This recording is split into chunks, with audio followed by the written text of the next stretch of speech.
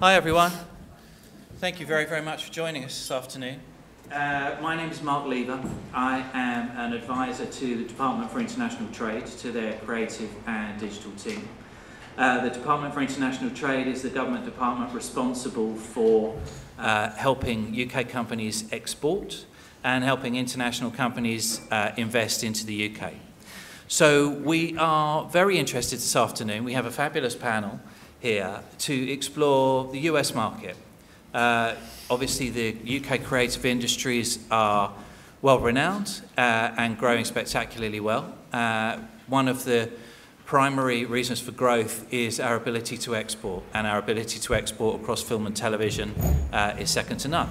The key market within that is the US. So we felt it was important to have a session here to explore the US market as it currently stands, but more importantly, the US market as it will be in the next few years. Like many industries, the impact of digital is changing the way that we think, changing the way that we communicate, changing the way that we create content, changing the way that we distribute content. And so we're going to explore a little bit of that today. Now, one thing which would be incredibly useful for us is to understand who we have in the audience. So I'm going to, in the time-honored fashion, just ask for a quick show of hands. Could you put your hand up if you are a filmmaker or a production company or involved in the production side of the business? All right. Excellent. In distribution or any other kind of finance side of the business? Okay. So we're predominantly on the production side. Could you put your hand up if you internationally export already, if your product is seen around the world? And into the US, keep your hands up. Okay, fantastic. There we go, panel. That's the gamut. Fantastic. Right, so what I've asked the guys to do is to give a quick introduction to themselves, to their business, to how they work, maybe to pick up a clip or a current project, and to talk a little bit about a specific emerging trend or a specific thing about a project which gives you an idea about where they see the world changing now. And then what we're going to do is pick that up across the panel. Now, the one thing I do want to say is that I am in control here, but you are in charge.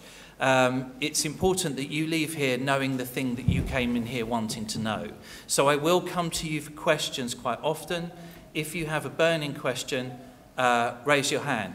If you're over there, you might need to wave because there's a really bright light right in my eye, okay? So bear that in mind. I'm going to keep coming to you for questions, and I know the first person to ask a question always feels a little bit vulnerable, and then we go, okay. So if someone can volunteer to be first, that would also be good. So first of all, I'm going to let the panel introduce themselves and to talk a bit about their work. Now, I'm going to go to Marie first. Oh, sorry, no, I'm going to go to Molly first. Okay, that was a surprise. Yeah, no, I just keep you on your toes. Hi, I'm Molly Thompson, and I am the I run A&E IndieFilms, which does not stand for Accidents and Emergencies. It stands for Arts and Entertainment. It's a big network in the U.S., and I look after feature docs. And it's a department I founded actually about 12, 13 years ago. And it's sort of a little boutique-y production division on the side of the big cable networks. I also look after features for History and to some extent Lifetime, who are under our corporate umbrella. So I have the kind of a unique position in that I am within a television network in the US, but I produce and I oversee not only the production but the sales and distribution for these films. So I have the good fortune of working with great producers like Chinn and Braun, who's been part of the sales team for several of the big features that we've worked on. So we sell our films. We actually license our films to theatrical distributors and also internationally as well. So I thought maybe I could show a little piece of our work, and then I could mention a film that I've worked on recently, which was here at the festival, and I'll show a trailer for that in case you haven't seen it. So if we could just play the brand reel for A&E IndieFilms, please.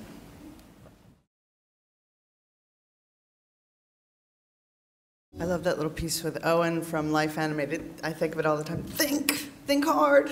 That's what I have to do. But you can see that these films are they tend to be access-driven, and they tend to be films that, somebody used the term, I think it was a British director the other day, films that have the potential for scale, and I think that well describes something that we look for. They are films that I think will work in a theatrical setting, which is really, really tough these days, and I'm sure we'll talk about that as the market changes, but films that, and you know, when you talk about commercial in the documentary world, it's not the same as commercial in the feature film world, but films that can be splashy and big. And what I like about the theatrical model is that the films can have a sort of cultural impact and kind of a lasting impact. So it's something that we are very fond of, and I really hope that the market forces don't make it go away, a theatrical release for documentaries. And so to that end, I'll show you another clip, if that's okay, for a film that played here at the festival. It's called City of Ghosts. It's a second film that we did with Matt Heineman. And Matt did Cartel End with us, and Matt he's a pretty young filmmaker, and he came to us with Cartel End after he had done 2 films, but really it was, I consider Cartel End his second film. And that was a big success for him and for us, obviously. And so, I think that light just went on, so that means 30 seconds. Does that mean 30 seconds? Should I not just play keep the? talking. Okay, I'll play the. If it's okay, I'll play the trailer for City of Ghosts.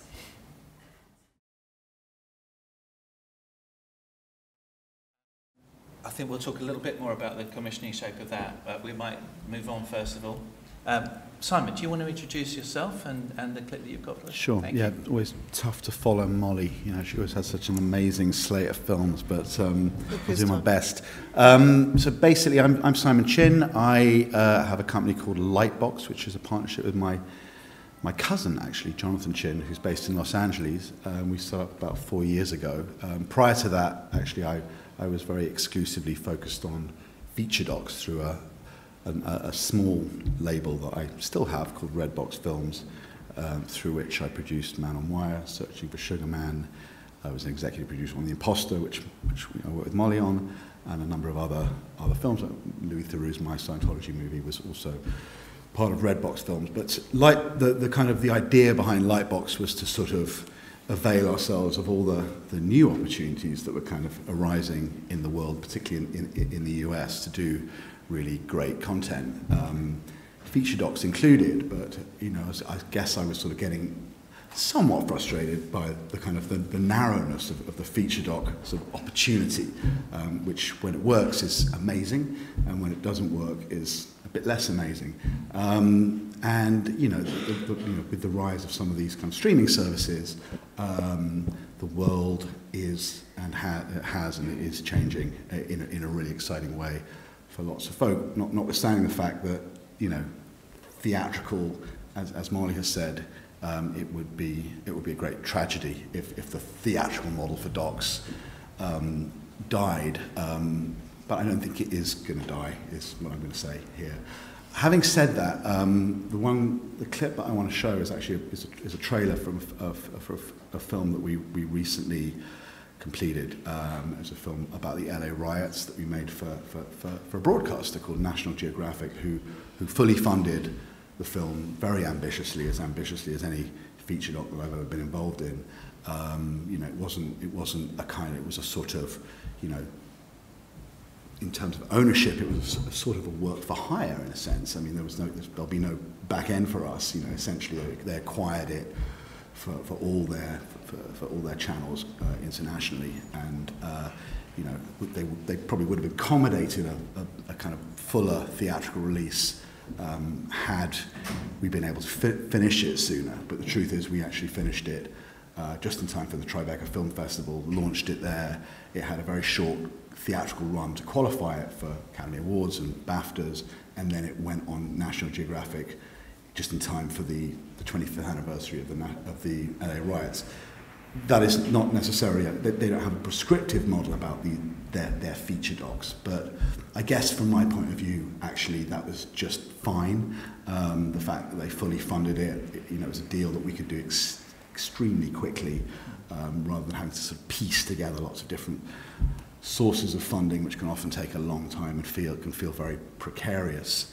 And actually, they supported it amazingly. So, you know, it's just, I guess, interesting in this world, the world of the Netflixes and Amazons.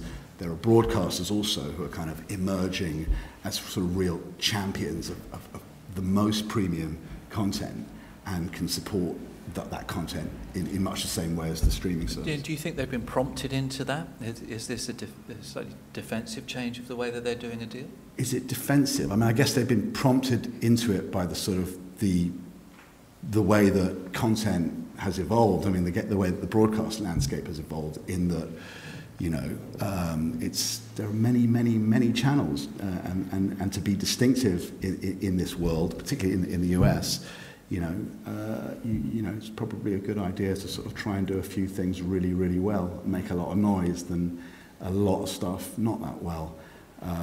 You know, I really hope, you know, it works as a business model. You know, Nat Geo, I guess, are kind of, in a way, the one channel that has really changed. They've really kind of, they've sort of transformed their agenda, and they're spending a lot of money on some stuff which is great for producers, and, you know, let's hope it continues. But shall I show the clip of the film we made?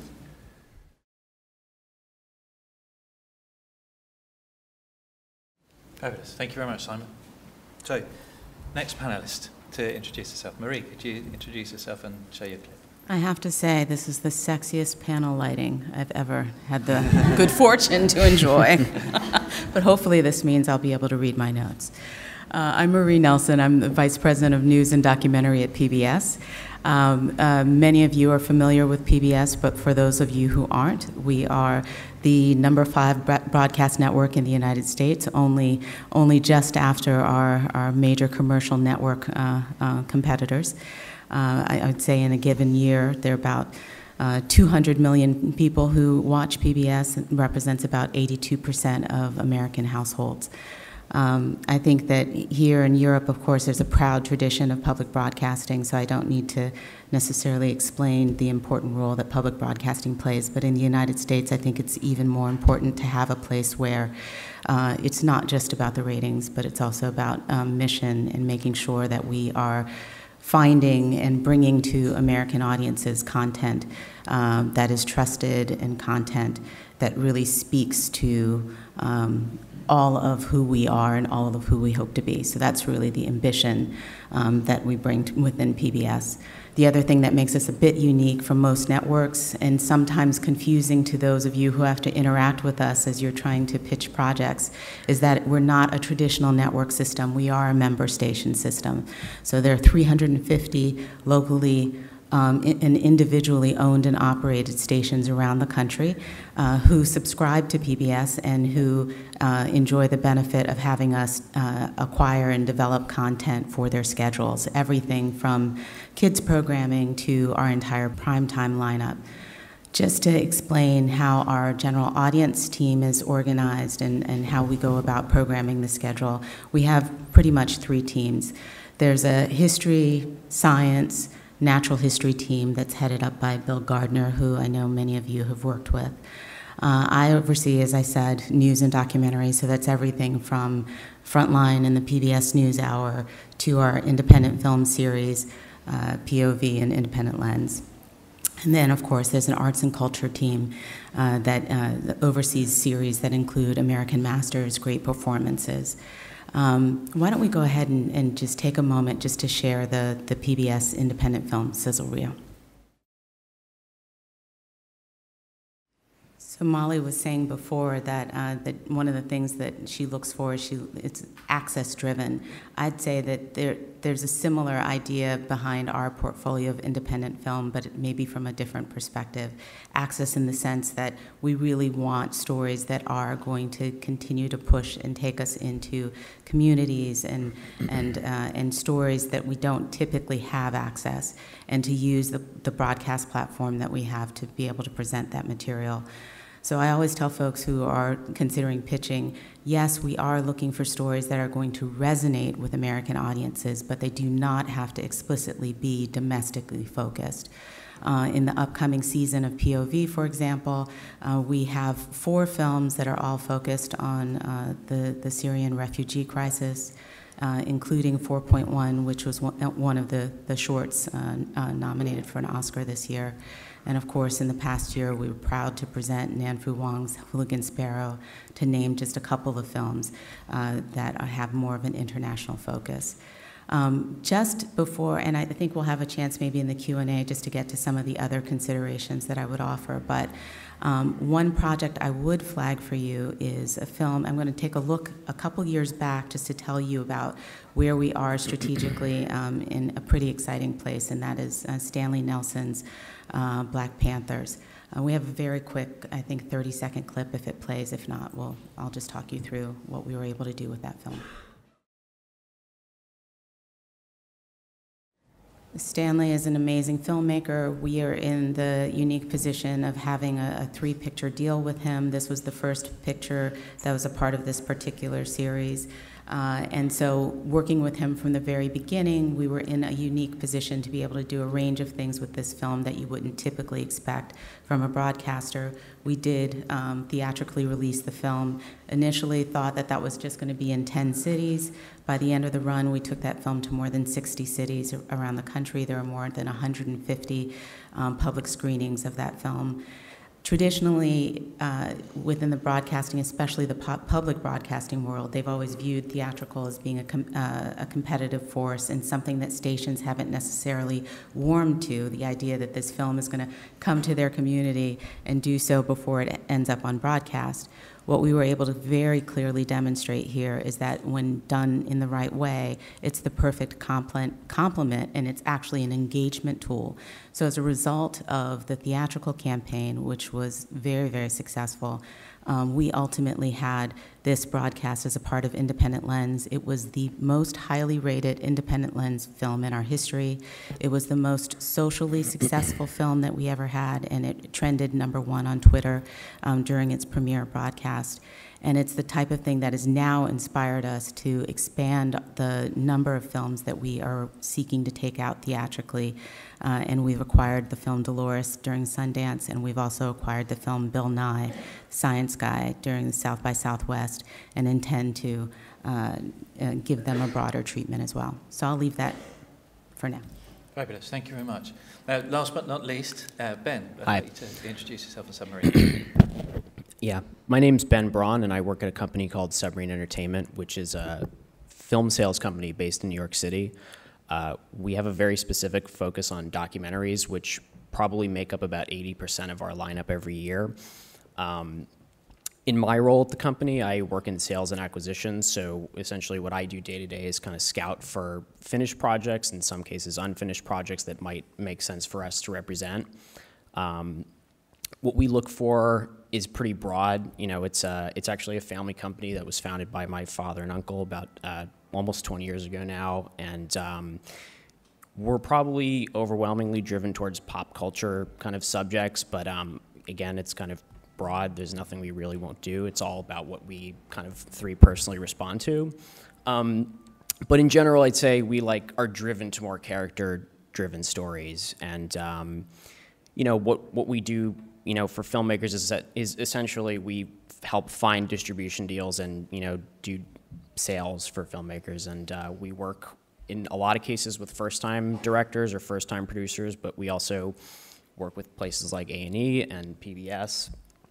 Some of the projects we've done in the past are like Searching for Sugar Man is something we collaborated with Simon on, and 20 Feet from Stardom and Citizen 4. And you know, what I'm doing here is, for the most part, looking at, you know, things in the meat market, looking at, you know, new projects that are kind of in development, which is a kind of part of our changing strategy, which historically has all been about finding finished films that, you know, will come on board to represent and kind of guide filmmakers through, you know, the process of finding a film festival launch, and then from there on finding a distribution deal. But in light of the new outlets that are out there, like, you know, as we've all kind of talked about a bit, Netflix, Amazon, a lot of these streaming companies which are getting into commissioning and kind of buying into things a bit earlier on, we're sort of shifting our own strategy to kind of get involved in things that previously we couldn't come on board to help find financing for because we don't work with a financier, but strategically we might be able to present something at an earlier stage to somebody who, you know, is excited enough to back it at an earlier stage. I don't have a reel to show, but again, like a lot of what we've done in the past, are things like, we handled The Imposter with A&E, we did Life Animated, and, collaborate with everybody here quite a bit. So don't have anything to follow up with as far as the material we can show, but that kind of covers essentially what we do, and that's really our company in a nutshell. One of the more recent things we've done outside of sales, and this is also in light of changes in the marketplace as far as the deals we're doing, which overwhelmingly at this point can be splits rights deals where there'll be, say a deal with Netflix, say a deal with a TV company where there isn't a theatrical component.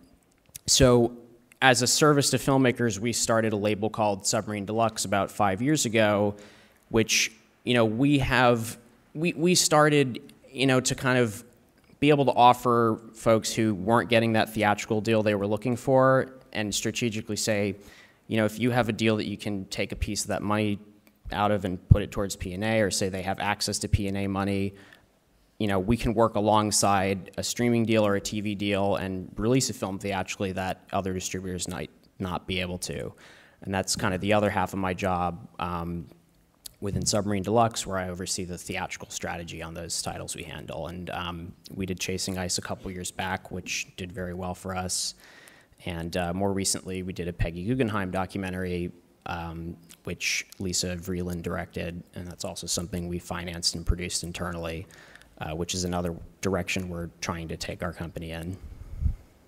Thanks, mate. Can I just ask a follow-up question to that? So was there a specific project or a specific filmmaker that you worked with that made you start to think about moving earlier in the production process and moving into that more packaging rather than distribution? I wouldn't say it's a specific project. It's more in light of just, like I was saying, the changes in the market specifically. I mean, over the course of time, of course, it's like you see so many different ideas and concepts, and being a sales agent, for the most part, we're getting involved in things at the point where they're finished. And, as people who we think of ourselves as kind of a creative team, we just want to be able to be a part of that creative process earlier on. And because there are these new entities that are commissioning, it's like a way that we can kind of get involved in that stage based on our sales experience and the relationships we have with those commissioners, as opposed to just we have our own financier that we can work with. So it's sort of opportunistic, but it's also been, I think probably since the company was formed, which was in 1998, was always kind of the goal, was to get involved in actually producing things.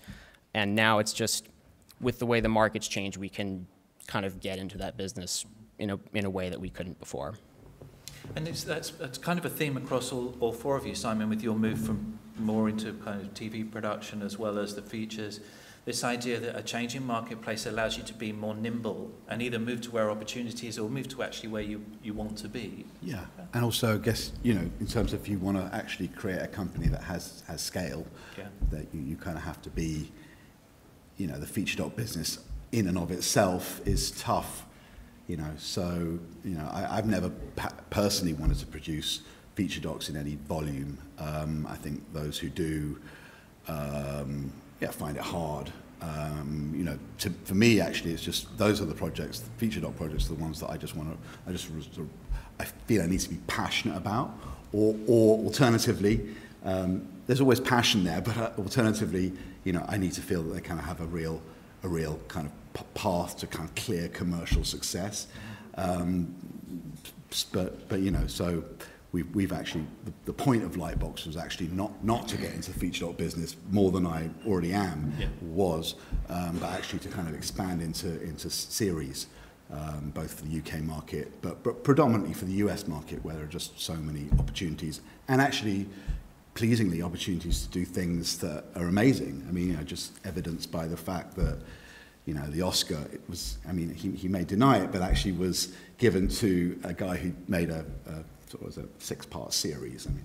Obviously they positioned it as a film, but it was actually conceived as or at least originally positioned by ESPN as a series. And there are many other examples of great series. We also did a series for Netflix last year called Captive, which is an 8-part series, kind of anthology series, sort of closed-ended, but very much kind of those kinds of production values, yeah, and sort of budget levels, I guess. Yeah. And I wanted to pick up a point that you made earlier about the Nat Geo commission with you, Molly. When we talked before, you talked about the commissioning behind, or the acquisition behind City of Ghosts with Amazon, and a slightly different way of doing a deal with them. Right. Well, the difference being, I think what I was alluding to is the difference between Netflix and other SVOD companies. So Netflix has, Amazon has fully embraced a theatrical distribution model. So that makes them, in a funny way, they're both the best of the new world and the best of the old world. So I think that's very exciting because, you know, I've seen many great films over the years that went on to either pay cable network or to SVOD directly, and honestly, they disappear sometimes very quickly. Do you mean Amazon? You said, I think you said Amazon have embraced the theatrical model. Netflix have not. No, Netflix have not. I think Netflix does make their films available in theaters to some degree, but it's generally after the film is already available on Netflix. So. Yeah. That has a price, I think, for the film sometimes. I mean, I think, you know, I don't really know much about how Netflix works, and I think they're the elephant that's not in the room, I guess, basically. You know, yeah. It's the well, biggest I guess we all know how much money they can pay for right. docs. I mean, I think they paid, $5 million for a doc at Sundance last year. And they put spectacular amounts into the marketing of the film, but I don't know how much that translates into. It would be interesting to know how many people actually saw a film like The 13th or Nina Simone in theaters. I tend to suspect probably very few. Yeah. Right. So that's a shame, you know. So the question is, how do you stay, you know, and I think what you're hearing from Simon too is that we're in both the best of the old world and the best of the new world in terms of storytelling as well. Yeah. There are many, many possibilities for ways to both produce and tell stories and also to have them distributed. So it's a very exciting time that way, but I think there are things that I'd be wary of, and I really do enjoy the impact that films have when they're released in a theatrical setting. I mean, I think that some films that we've done have an outsized impact potentially, or I like to think it's because of the quality of the film, but I also think it's because of the way that they were released. You know, September Issue is sort of a classic. The Imposter is sort of a classic. You know, and Marie, that picks up your point from the Black Panthers film. Right. No, absolutely. I think we're certainly in a time when we're having to be more nimble, but we're also at a time where we have to be realistic and we have to know who we are. And, you know, predominantly, we are a broadcaster. So when I think about working on a project, I'm thinking about how can I make sure that I position this to the benefit of our member stations, to the benefit of that audience. But having said that, always understanding that there's a whole range of possibility that didn't exist before. So for example, whether it's a film like Raoul Peck's I'm Not Your Negro, which is a film that we worked on and developed in partnership with Raoul for over 4 years.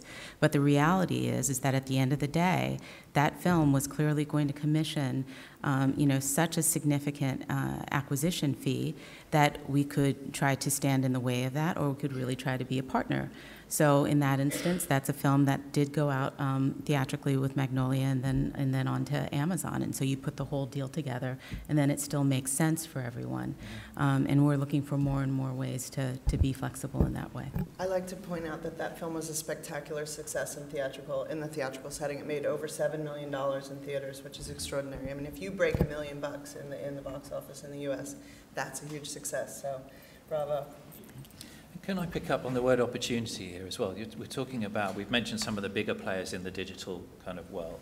I'm always struck by being in the States where there are a bunch of other, you know, SVOD channels or other digital businesses who are not in the UK market at the moment. So I'm thinking about the Hulus, full screens, and then down to the other end. You know, do we need to think about Awesomeness TV and that end, or do we need to think about Facebook? Are these people who are going to come into this world of funding factual?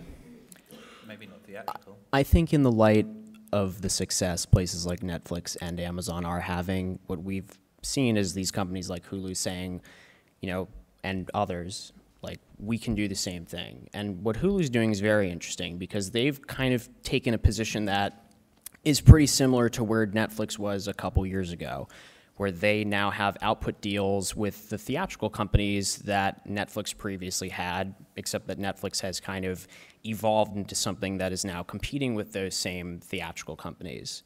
And, Hulu, the way they are kind of going about their acquisitions is totally different from Netflix. Also not clear exactly what's driving their various buys, but what we see is from them, and with the idea of them partnering with various theatrical companies, they see the value in the theatrical release. And what they feel is that, and this is just what we've seen, like, they want to see something become, a film that people are talking about. They want it to be in the zeitgeist of conversation day to day, which you're only going to get from a theatrical release in a lot of cases. And the publicity that comes from that is going to make it a more valuable film by the time it's coming onto their platform.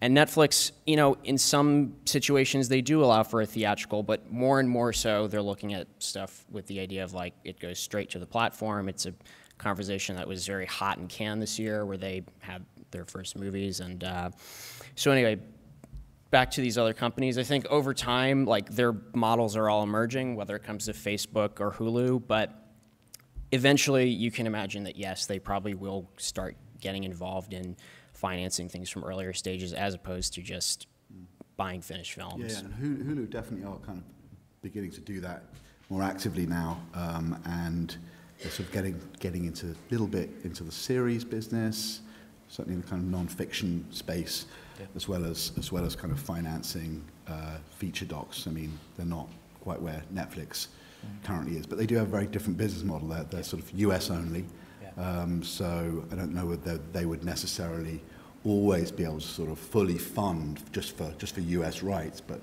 I think there are examples of feature docs where they paid handsomely for them. They've probably taken the world on those.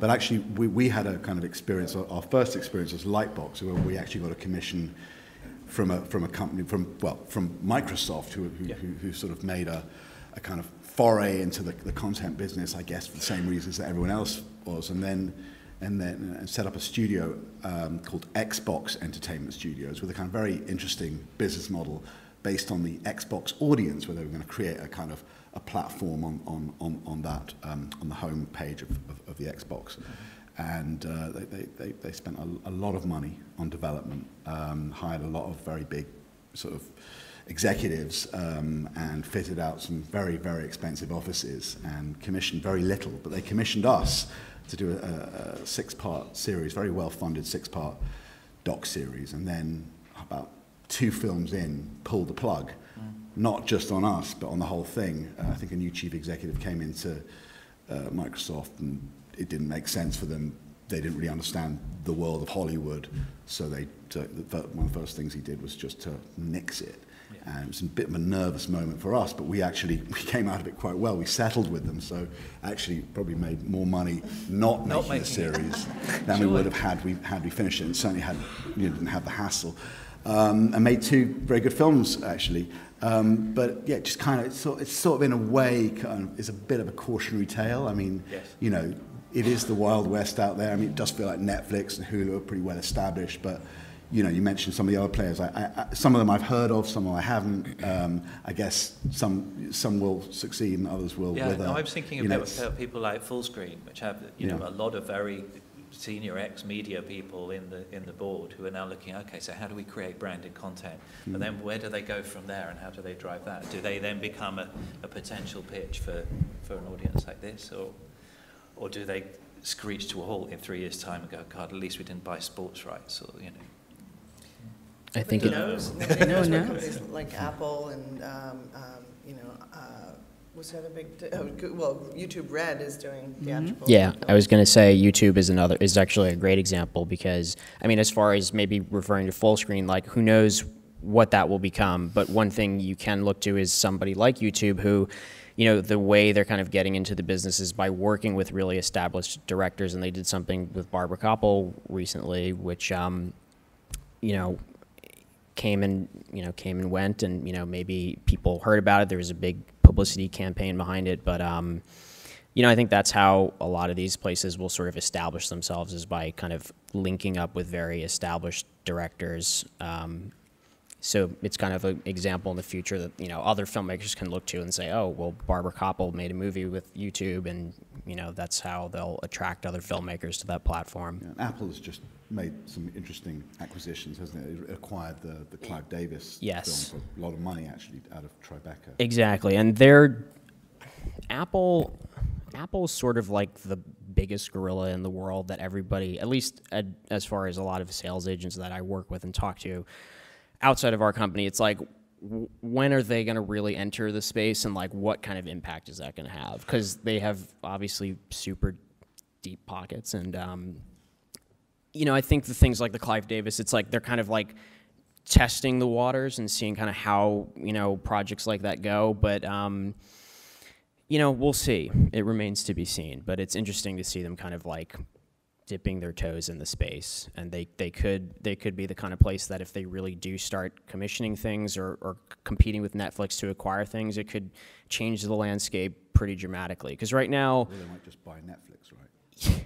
I can't speak to that, but yes, I mean, of course, like if somebody was to buy Netflix, that could change the entire landscape of how sales agents are approaching selling films, because I mean, they're the most, you know, heavyweight competitive force as far as acquisitions go on the film festival circuit. And if suddenly they shifted their focus into just producing their own content completely, you know, yeah, it would completely change the landscape. Okay, or so on that apocalyptic note, we're going to come to you. Now, first of all, you have to indulge me for a second. I was with one of the strategy directors of Hulu the other week, and he asked me what his brand awareness was in the UK. So can you put your hand up if you've heard of Hulu before? Oh, okay, he'll be pleased about that. Right, questions. Who's got a question for our panel? It's time to come to you. Yeah, just... Oh, please wait for the microphone so that everybody can hear you, and I don't know if we're recording it. Yeah, thanks. This might be greedy. I've got two questions, actually. Oh, well, do one. I'll do one, okay. What do you guys think of the hybrid theatrical model that, say, 8 days a week did, where there was an event cinema or alternative content, one-off screening, followed by a limited theatrical release, followed by Hulu? Is that a model that you think is going to kind of work for other things? It worked for that, didn't it? What was the box office on that? It was very high. it was like 8 million or 7 million. It was pretty substantial. But you have to wonder whether that would work for a film that was not about the Beatles. I don't know. There you go. We quite honestly have been looking for the right project to try something along those lines, but haven't quite hit on it. I think that if we had made the decision in advance, we probably would have tried that around the documentary that we did called Hamilton's America, which was a fantastic success for us on broadcast, but we would love to have done something that was more event-based to kick that off. Right, let's see. Any more hands, or we'll come for your second question? All right, we'll come for your second question while everybody's thinking of their first question. So this one is specifically for Marie. A lot of people in this room are producers trying to sell into you guys. I've been working with the arts and culture side of PBS for some years. I now am being offered 1/10 of what I was offered 10 years ago for pretty much the same kind of stuff. What's happened to your budgets, and what's going to happen? Well, I tell you, these are challenging times. Right now, we are all, strapped in and along for a pretty crazy ride in terms of the federal appropriation for public broadcasting, which has been zeroed out in the 2018 budget, and we'll see whether or not that's actually what comes to pass when Congress finally takes this up. I will say that we're not taking it lying down. We'd like to remind people that it only costs the American public $1.35 a person in order to have access to public broadcasting. But regardless, these are not easy times, and so the funding maze and the funding challenge is probably the biggest constraint that we have on our continued growth. It's quite honestly amazing to me the fact that we have created a home where there's more independent documentary on PBS than any other network. It's amazing to me that we have the pipeline of content that we have given the budgets. I'd say that it's a variety of factors. It's declining funds through the Corporation for Public Broadcasting, which is the primary way that public dollars go out to producers. It's the fact that the Corporation for Public Broadcasting has made it much more difficult for us to provide funding to international producers. And so when you combine a couple of those things and then just also some changes in the philanthropic sector, funding is a challenge. Yeah, I feel that we're expected to be the philanthropists these days. Another question, please. Yeah, just down the front here. How difficult is it for international filmmakers to tap into the market, especially when the film is not in English and has loads of subtitles? Ben, do you want to go first? We do a number of foreign language films every so often, and I would say there are like a couple of great companies that do foreign language, films, whether it's Sony Classics or Magnolia or Kino Lorber, and Netflix is doing stuff as well. It's just a little bit more. It just limits you a little bit in the U.S. in terms of like the actual distribution outlets there are. But I mean, there's plenty of great companies that do that kind of material and do really well with it. So, I mean, it's just in terms of like when it comes to selling your movie and as far as, whatever the material is and, if you're trying to figure out putting something together, like who is the right partner for this, it's just a little bit smaller is all, but there are good options. The streaming services theoretically are kind of sort of nationality agnostic. I mean, Netflix has huge, markets in Latin America and,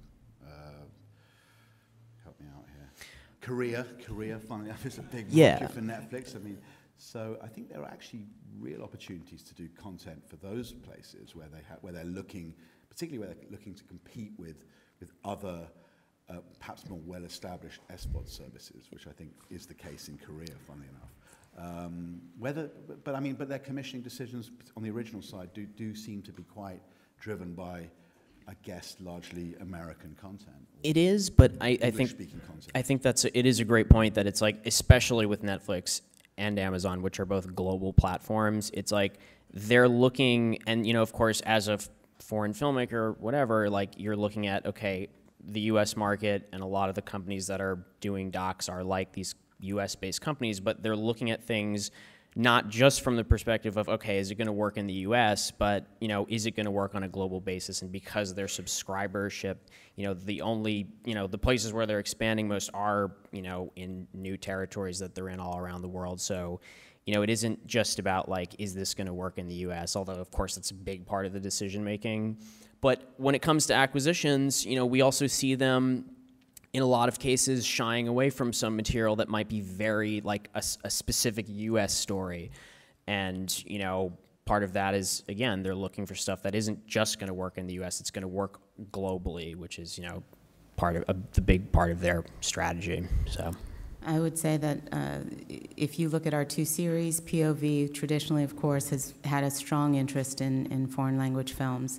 In this upcoming season, they have 16 to 18 films coming to us, and of those, at least 6 of those films are foreign language films.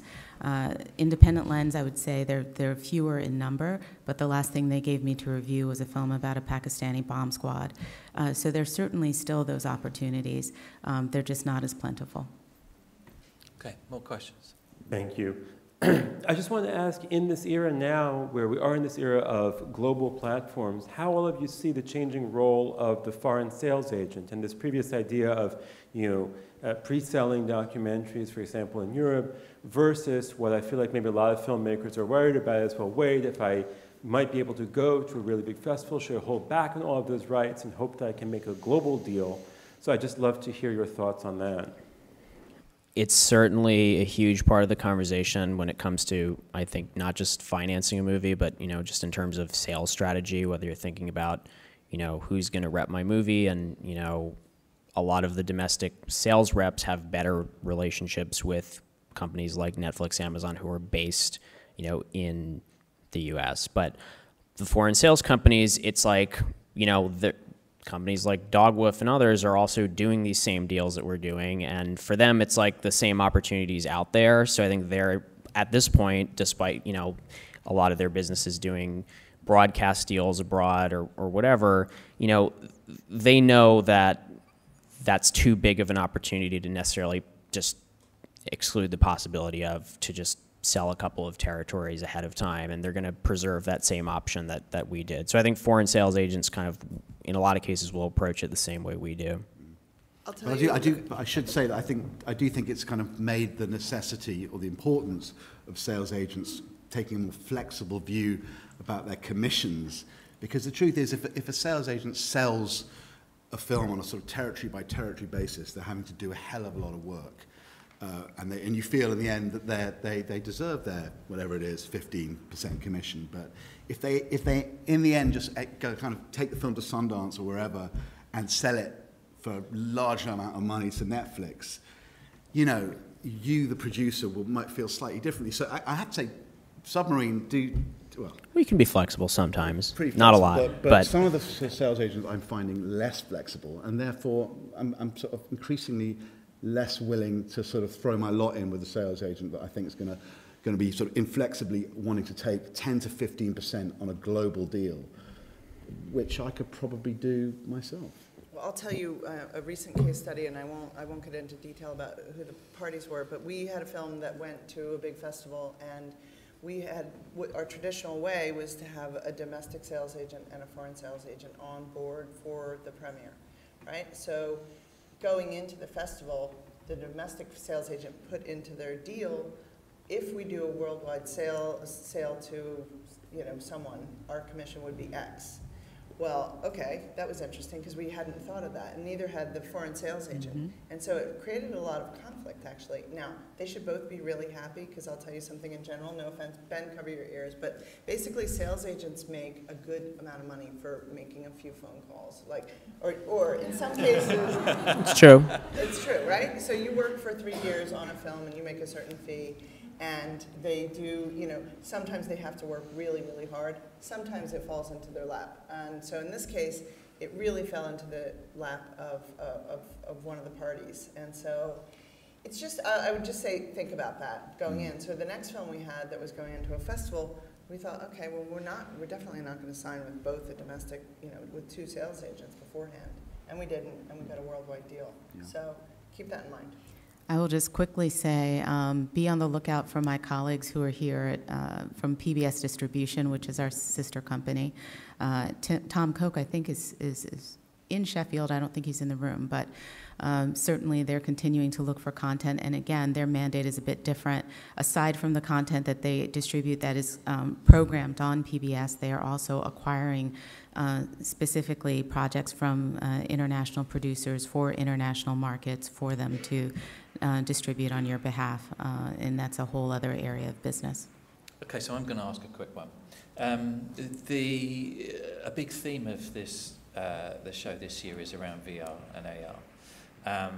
What does the VR land? We talked a lot about opportunity and broadcast. But what does the VR opportunity look like in the US? Is it similar to here? It's a lot of experimentation and not much market. Are you putting little seed things into trying to understand the visual language of it?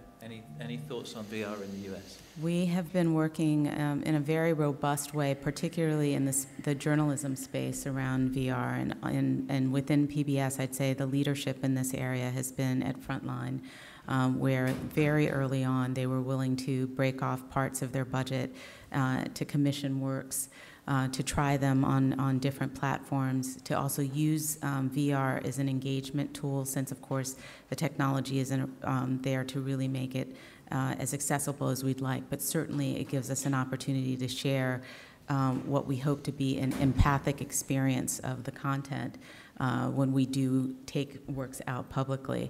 And it's something that we're very interested in, but again, the resources are limited to direct in that area, but I will say that funders have been stepping up more and more to try to support us as we are experimenting.